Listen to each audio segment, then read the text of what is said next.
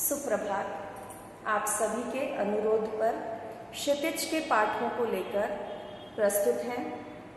इन पाठों का संक्षेप मतलब जैसे ही आप प्रश्न देखेंगे, प्रश्न के जो चरित्र हैं, जो कैरेक्टर्स हैं, उनको देखेंगे और आपको तुरंत प्रश्न समझ में आएगा कि किस पाठ से दिया गया है। नेताजी का चश्मा जो पाठ है वो लेखक स्वयं प्रकाश जी के द्वारा लिखा हुआ है। नेताजी यहाँ पर सुभाष चंद्र बोस के लिए आया है। इस पाठ में जो लेखक स्वयं प्रकाश जी हैं, उन्होंने देशभक्ति का संदेश दिया है।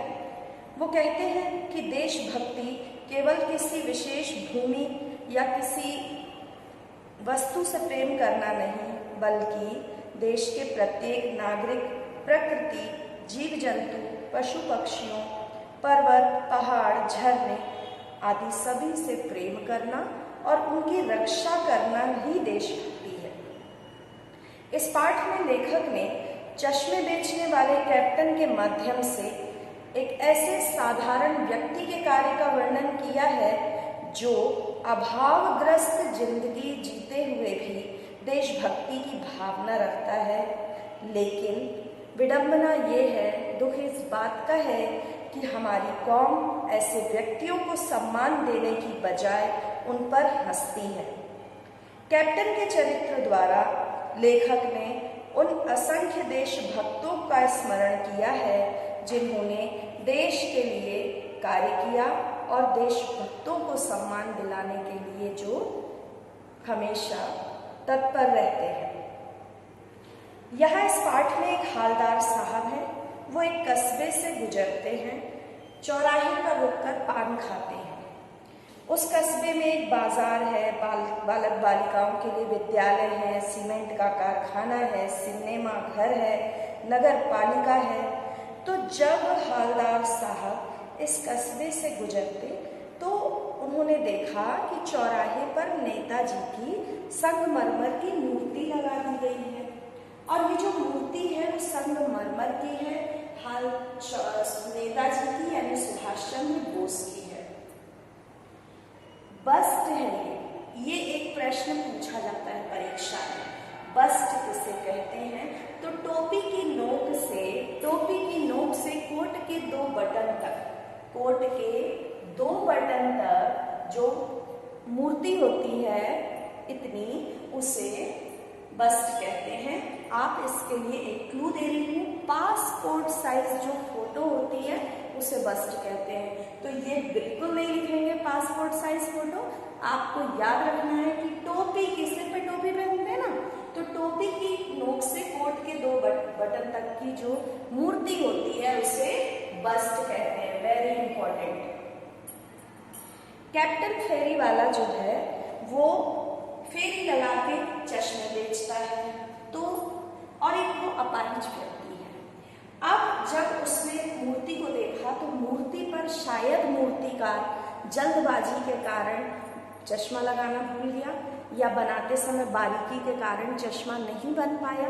तो ये जो कैप्टन है इसको ना मूर्ति अधूरी लगती है, तो ये क्या करता है कि अपने पास उपलब्ध तरह तरह के जो चश्मे हैं प्लास्टिक वाले, उनमें से वो एक एक चश्मा नेताजी की मूर्ति पर लगा देता है। अब जब हालदार साहब गुजरे और उन्होंने देखा कि पिछली बार तो मूर्ति पर चश्मा नहीं था, इस बार चश्मा है। कभी गोल फ्रेम वाला है, फिर 15 दिन बाद चौकोर फ्रेम वाला दिखता, फिर कभी गोगो चश्मा दिखता। तो उत्सुकतावश पान वाले से एक बार उन्होंने पूछ लिया कि ये कौन है जो चश्मा लगाता है। तो पान वाले ने मजाकिये लहजे में कहा कि हालदार कैप्टन करता है साहब, कैप्टन कर देता है। हालदार साहब के मन में कैप्टन की एक इमेज, एक आकृति बनी कि निश्चित रूप से वो कोई आज़ाद हिंद फौज का सिपाही होगा या कोई स्वतंत्रता संग्राम सेनानी होगा जिसे देश के प्रति, शहीदों के प्रति इतना प्रेम है। फिर जब दोबारा उन्होंने देखा तो पान वाले ने मजाक करते हुए कहा, वो चला आ रहा है साहब कैप्टन, आप जाओ उसी से पूछ लो, उसका इंटरव्यू ले लो और फोटो छपवा दो उसका अखबार में। ये सुन के कैप्टन को देख के हवलदार साहब दुखी हो गए और सोचने लगे कि क्या होगा उस कौम का जो देश के लिए सम्मान करने वालों, देश के प्रति समर्पण भाव रखने वालों पर हंसती है। अब क्या हुआ कि हवलदार साहब जब आगे कस्बे से गुजरे तो उन्होंने देखा कि बाजार बंद था और मूर्ति चश्मा रहित थी, मूर्ति पर चश्मा नहीं था। क्यों? क्योंकि कैप्टन की मृत्यु हो गई थी। हवलदार साहब दुखी हो गए। अगली बार जब गुजरे तो सोचे कि अब मैं ना कस्बे में रुकूंगा, ना मूर्ति की तरफ देखूंगा, लेकिन आदत से मजबूर जब वो गुजरे तो उन्होंने अचानक जब उनकी नजरें उठी तो उन्होंने देखा कि मूर्ति पर सरकंडे से निर्मित चश्मा लगा था। सरकंडा होता क्या है? सरकंडा एक तरह की घास होती है जो नदियों के किनारे पाई जाती है, लंबी लंबी घास। उससे बच्चों ने आकृति बना के मूर्ति पर चश्मा पहना दिया था। हवलदार साहब एक साथ चिल्लाए, बोले रोको। जीप रुकी। हवलदार साहब भागकर मूर्ति के सामने पहुंचे और अटेंशन की मुद्रा में खड़े हो गए और उनकी आंखें भर आईं। क्या सोचकर उनकी आंखें भर आई कि देखो आने वाली पीढ़ी के मन में भी हमारे शहीदों के प्रति सम्मान की भावना है। तो इस पाठ में आपको सेनानी ना होते हुए भी कैप्टन को लोग चश्मे वाले को लोग कैप्टन क्यों कहते थे, ऐसा प्रश्न आ सकता है। फिर प्रश्न होता है कि ड्राइवर साहब ने पहले चौराहे पर गाड़ी रोकने को मना किया और फिर उसके बाद रोकने को कहा, क्यों? तो ये सारे प्रसंग छोटे छोटे। एक आता है बच्चों प्रश्न जो बच्चे समझ नहीं पाते हैं। जब कभी भी प्रश्न आए, रेखा चित्र दो शब्दों से मिलकर बना है, रेखा और चित्र। रेखा का मतलब लाइन है और चित्र मतलब चित्र। लेकिन जो लेखक होते हैं, जो कवि होते हैं, वो अपनी रचना के माध्यम से क्रिएट करते हैं एक सिचुएशन, है ना। तो रेखा चित्र, इसको इंग्लिश में कहते हैं कैरेक्टर स्केच। कैरेक्टर स्केच पूछा जाता है पान वाले का, कैरेक्टर स्केच पूछा जाता है कैप्टन का। तो पान वाला कैसा है? पान वाला खुशमिजाज है, हंसमुख है, मोटा व्यक्ति है। और जो कैप्टन है वो अपाहिज है, फेरी वाला है। स्वतंत्रता संग्राम सेनानियों के प्रति उसके मन में सम्मान का भाव है। मैं बहुत ही संक्षेप में आपको ये करा रही हूँ ताकि आपके दिमाग में इनकी सारी बातें रहे और प्रश्न कहीं से भी आए तो आप लिख सको। अगला पाठ है बाल गोविंद भगत। बहुत ही अच्छा पाठ है, राम वृक्ष बेनीपुरी जी ने लिखा है। इस पाठ में, ये जो पाठ है ना, ये रेखा चित्र शैली में लिखा गया है और इसके अंतर्गत लेखक ने एक ऐसे पात्र का चित्रण किया है, पात्र मतलब कैरेक्टर, एक ऐसे पात्र का चित्रण किया है जो कबीर के आदर्शों पर चलने वाले हैं, गृहस्थ साधु हैं और हमेशा कबीर के भजन गाते हैं। बाल गोविंद भगत लगभग 60 वर्ष के हैं, मंझौला कद है, बाल सफेद है, बहुत कम कपड़े पहनते, सिर पर कबीर पंथियों की सी टोपी धारण किए रहते। वो कबीर को अपना साहब मानते, उन्हीं के आदर्शों पर चलते, चाहे खेत में हो चाहे सुबह शाम मंडली लेकर बैठ जाते और संगीत से अपनी आस्था प्रकट करते। यहाँ पर बाल गोविंद भगत का उल्लेख करते हुए लेखक बताते हैं कि धान की रोपनी चल रही है, समूचा गांव खेत में उमड़ पड़ा है। बाल गोविंद भगत कीचड़ से निथड़े हुए खेतों में धान के पौधों की रोपनी कर रहे हैं काम और संगीत की संयुक्त साधना कर रहे हैं। शाम के समय जब सारा संसार निस्तब्धता में सोया होता है, तब बाल गोविंद भगत का संगीत सभी को जगाता है। कार्तिक में बाल गोविंद भगत प्रभातियां गाते हैं, यानी प्रातः काल में गाए जाने वाले गीत, और माघ की दांत किटकिटाने वाली भोर में उनकी अंगुलियां खंजड़ी यानी ढपली पर चलती रहती हैं। गर्मियों की उमस भरी शाम में मित्र मंडली के साथ बैठकर संगीत की साधना में लीन हो जाते थे।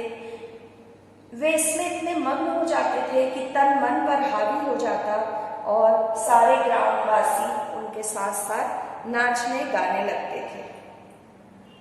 बाल गोविंद भगत के चरित्र का वर्णन करते हुए लेखक रामवृक्ष बेनीपुरी जी लिखते हैं कि सुख दुख में समानता का भाव रखने वाले हैं।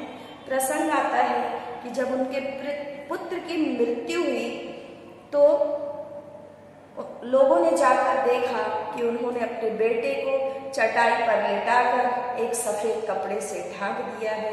उसके आसपास कुछ फूल और तुलसी के पत्ते बिखेर दिए हैं। उसके सिरहाने पर चिराग जलाकर आसन लगाकर बैठ गए हैं और वही सुर, वही तन्मयता ढपली बजाकर गीत गाए जा रहे हैं। बीच बीच में पतोहू को यानी बहू को रोना भूलकर उत्सव मनाने की बात करते हैं। वे कहते हैं कि आत्मा परमात्मा से उड़ रही है, विरहिणी अपने प्रेमी से जा मिली है। बाल गोविंद भगत को लेखक रामवृक्ष बेनीपुरी ने इस पाठ में एक समाज सुधारक के रूप में प्रस्तुत किया है। ये वाला प्रश्न परीक्षा में पूछा जाता है कि बाल गोविंद भगत ने लीग से हटकर, परंपरा से हटकर ऐसे कौन से कार्य किए। तो बाल गोविंद भगत ने अपने पुत्र का अंतिम संस्कार बहू से करवाया, जबकि समाज इसकी मान्यता नहीं देता, और जब संस्कार की अवधि बीत गई तो उन्होंने पुत्र वधू को उसके भाई के साथ यह आदेश देते हुए भेज दिया कि इसका पुनर्विवाह कर देना। यहाँ पर बाल गोविंद भगत की ये विशेषता उभर कर आती है कि वो स्वार्थी नहीं थे। बहू ने बार बार कहा कि मैं चली जाऊंगी तो आपका ख्याल कौन रखेगा, आपको भोजन आदि की आपकी व्यवस्था कौन करेगा। लेकिन इसके बाद भी बाल गोविंद भगत ने अपने स्वार्थ का ध्यान न रखते हुए बहू को उसके भाई के साथ भेज दिया। बाल गोविंद भगत की मृत्यु जो है वो उन्हीं के अनुरूप हुई, शांत तरीके से हुई। वे हर साल 30 कोस चलकर गंगा स्नान को जाते थे और वहां साधु सन्यासियों के साथ अपना समय बिताते थे। स्नान की अपेक्षा साधु सन्यासियों की संगत उन्हें अच्छी लगती थी। इस बार जब वे लौट कर आए तो बुखार आने लगा, लेकिन इस पर भी उन्होंने अपना नियम, दोनों समय का गीत गाना, स्नान, ध्यान, खेती बाड़ी इत्यादि कार्य नहीं छोड़ा। लोगों ने नियमों में ढील देने की बात कही तो हंसकर टालते रहे और शाम को भी गीत गाते रहे, किंतु एक दिन शाम के समय उनके गीतों में वह बात नहीं थी। अगले दिन भोर में जब भगत का गीत सुनाई न दिया तो लोगों ने वहां जाकर देखा भगत स्वर्ग से भाग चुके थे। यहाँ पर इस पाठ के आधार पर प्रश्न आते हैं कि बाल गोविंद भगत गृहस्थ होते हुए भी अपनी किन चारित्रिक विशेषताओं के कारण साधु कहलाते थे। तो यही वाले पॉइंट्स आएंगे कि कबीर को साहब मानते थे, उन्हीं के आदर्शों पर चलते थे। और एक इतनी अच्छी बात आई है पाठ में कि बड़ी मेहनत से अपने खेतों में उपज करते और जो कुछ भी होता, जितना भी अनाज होता, उसे सिर पर लाद कर वो कबीर मठ में जाते, वहाँ दान कर देते और वहाँ से प्रसाद रूप में जो भी प्राप्त होता उससे अपनी आजीविका चलाते थे। संगीत से उन्हें लगाव था और सुख दुख में समानता का भाव रखने वाले थे। पुत्र वधू उन्हें अकेला क्यों नहीं छोड़ना चाहती थी? तो पुत्र वधू संस्कारी थी, उन्हें अकेला इसलिए नहीं छोड़ना चाहती थी कि वह चली गई तो उनके पास सहारा कौन बचेगा, उनकी देखभाल करने वाला कोई नहीं रहेगा। भगत ने अपने बेटे की मृत्यु पर अपनी भावनाएं किस प्रकार प्रकट की वो मैंने आपको अभी बताया। तो इस प्रकार जिस भी प्रश्न में बाल गोविंद भगत, कबीर और पुत्रवधू ऐसे शब्द आते हैं वो वाला पाठ निश्चित रूप से बाल गोविंद भगत राम वृक्ष बेनीपुरी जी के द्वारा लिखित पाठ है, इसका अभ्यास करिए।